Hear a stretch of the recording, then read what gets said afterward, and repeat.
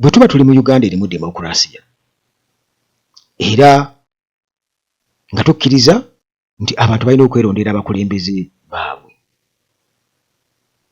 ewatali kukakibwa, kijja kitya okuba nti omuntu munnayuganda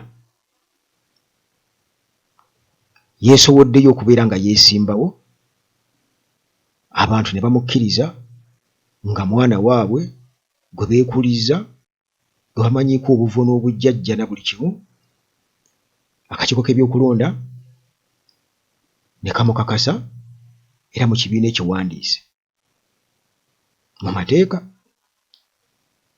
Bwe tutuuka mu campaign ne mubeera nga mulunda engambwa, mu abamubuulira aw'okuyita aw'okulaga, togenda wano tokola bw'oti, mumuwerekera mukeera ku makya wuwe, musuula wuwe, mumuwerekera ku makya mumuzza olw'eggulu, nga ne gy'agenda eyo mumulemesa n'emiggo n'abaali nabo bonna mukwata bakwate. Naye nga mmwe musuubira okuba nga ekyo bannayuganda bo tebakiraba. Mumaliriza, tutuuse mu kulonda, tumaze okulonda, olwo mulinda mulangirire bye mwagala okulangirira, mumukwate, mumutulugunye, kabe kasinge n'okumutta.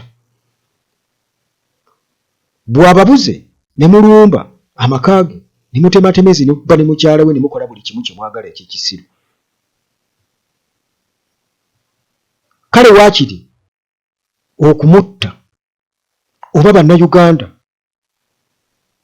okubakoleko ebikolobero byonna, okubasibako agasangosango olw'okuwagira omuntu owaabwe, omwana owaabwe gwe beezaalira era ne bakkiriza nti ono ye mukulembeze ffe gwe twagala, ne gubeera omusango.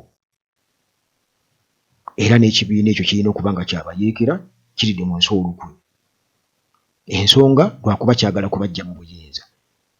Ekyo kisoboka kitya?